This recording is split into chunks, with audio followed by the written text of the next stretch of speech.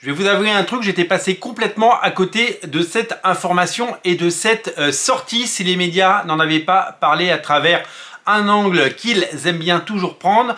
Les frères Russo viennent de sortir un film sur Netflix depuis le 14 mars. Vous pouvez regarder The Electric State, le nouveau film de Anthony et Joey Russo.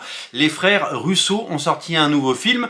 Les gens en ont parlé puisque le budget serait pharaonique et la plupart des articles que vous verrez dans la presse, eh bien, ne parlent que des sommes dépensées. Les frères Russo, on les connaît bien si on regarde les films Marvel puisqu'ils ont réalisé 2 Captain America et 2 Avengers, le Winter Soldier, Civil War, ils ont fait Infinity War et Endgame. Ensuite, ils sont partis faire un deal avec Netflix pour faire non seulement la série Tyler Rake, enfin la série de films Tyler Rake qu'ils produisent et des films, 2 films, The Gray Man et maintenant The Electric State, 2 films très différents et destinés à des publics bien sûr très différents également, des films qui eh bien n'ont pas grand chose à voir avec ce qu'ils ont fait pour Marvel Studios, ce qui était certainement leur souhait.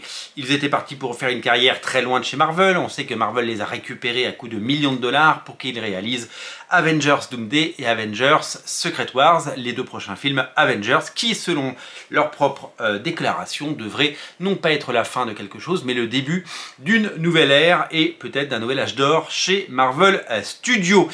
Je dois vous avouer que j'ai beaucoup aimé le travail des frères Russo chez Marvel. Quand on regarde dans le rétroviseur, c'était des films vraiment plaisants. J'ai eu la chance de revoir les 4 films avec mes enfants récemment et de me refaire un avis plusieurs années après. Et comme les bons vins, ces films ont particulièrement bien vieilli. En effet, ces films sont aujourd'hui le maître étalon de ce qui s'est fait de mieux chez Marvel Studios, avec des moyens, avec de la maîtrise, avec des scènes de combat assez impressionnantes. Vraiment, le Winter Soldier était une révélation. Civil War, très critiqué à l'époque, eh bien, s'avère être un excellent film.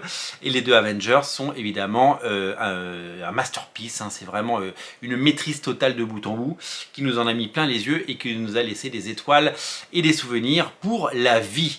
Quand ils sont partis sur Netflix, ils ont donc produit les films Tyler Rake avec Chris Hemsworth, que j'ai vraiment beaucoup apprécié pour ce qu'ils sont. C'est-à-dire que c'est pas des grands films, je sais pas si je serais allé les voir au cinéma, mais je les ai appréciés parce qu'il y avait quand même des scènes hyper badass et que c'était hyper intéressant. Quand ils ont sorti The Gray Man, de la même façon, les critiques et les internets se sont déchaînés contre eux, mais j'ai l'impression que demain, si le premier Star Wars sortait au cinéma en 1977 et que Twitter existe, il se ferait défoncer parce que les internets passent leur journée à défoncer les films, qu'ils soient bons ou pas. Je vous invite à vous faire votre propre avis bien entendu. Moi The Gray Man j'avais bien aimé, j'avais trouvé ça efficace, j'avais retrouvé un petit goût de Winter Soldier dans les scènes de combat et dans les scènes d'action et ça m'avait particulièrement plu. Voilà, tout simplement. Aujourd'hui donc ils sortent ce nouveau film, je vous l'ai dit, j'étais passé complètement à côté. Je pense que j'ai vu passer l'affiche, j'avais pas réalisé que c'est eux qui l'avaient fait puisque la communication n'était pas faite sur eux mais sur les 2 acteurs, Chris Pratt et Millie Bobby Brown, qui eh bien était en tête d'affiche, mais le master visuel n'était pas très joli. Il faut dire que les ADA du film, c'est pas son point fort. On en a beaucoup parlé parce que ce film aurait coûté entre 350 et 400 millions de dollars, ce qui nous prouve une nouvelle fois la folie de Netflix qui dépense sans compter. Ils ont dans leur écurie les frères Russo, donc évidemment ils leur donnent carte blanche et eh bien un compte en banque illimité, une carte bleue premium, gold, ce que vous voulez, qui ne s'arrête jamais. Et ils m'ont tout simplement on se demande où est l'argent. On se demande où est l'argent à l'écran. On sait des films qui sont réalisés mais qui ne sont pas produits. Et c'est des films qui dépensent beaucoup trop d'argent pour un résultat pas toujours à la hauteur. 350 millions ou 400 millions d'euros, c'est juste taré. Je ne sais pas où passe ce fric. Et puis ils ont évidemment pris l'actrice cette actrice de Stranger Things, hein, Eleven, qui évidemment fait partie de ces personnages. Millie Bobby Brown qui, je sais pas combien elle a fait de films ou de séries pour Netflix, ça devient, je pense qu'ils devront faire un abonnement quand même depuis le temps. Qu'est-ce que c'est que ce film? J'ai vu la bande-annonce et ça m'a attiré. La bande-annonce est plutôt vendeuse et je me suis dit ça va être mignon, il va y avoir un petit côté Miyazaki avec des robots avec une âme, il va y avoir un petit côté, on a eu le robot sauvage l'année dernière au cinéma qui nous a émerveillés et je pensais qu'on allait aller dans cette direction. C'est pas du tout ce que j'ai vu, c'est pas un film qui m'est destiné. Je l'ai vu avec mes enfants. C'est un film pour enfants, clairement c'est un film pour enfants. Mes enfants ont 9 et 14. Ils se sont un peu ennuyés par moments, mais ils ont trouvé ça très bien fait et avec des beaux moments et avec surtout une image plus particulièrement soignée.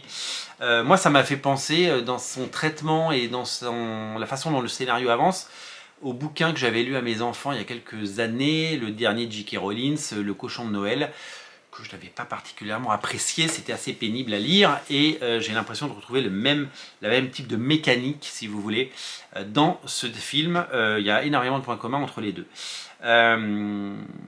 Donc je vous l'ai dit, pour moi il y a un vrai problème de DA dans ce film, on ne sait pas trop où ça va. Clairement, ne serait-ce que le look de Chris Pratt et Millie Bobby Brown, on a vraiment l'impression qu'ils ont de la paille sur la tête pendant tout le film. L'humour est pas très drôle, ils sont habillés comme des sacs. Chris Pratt fait le service minimum. Millie Bobby Brown, elle est jamais à son avantage. C'est pas grandiose. Et puis toute la DA du film est un petit peu étrange avec tous ces robots qui ne sont pas toujours très heureux, même s'il y en a qui sont très sympathiques.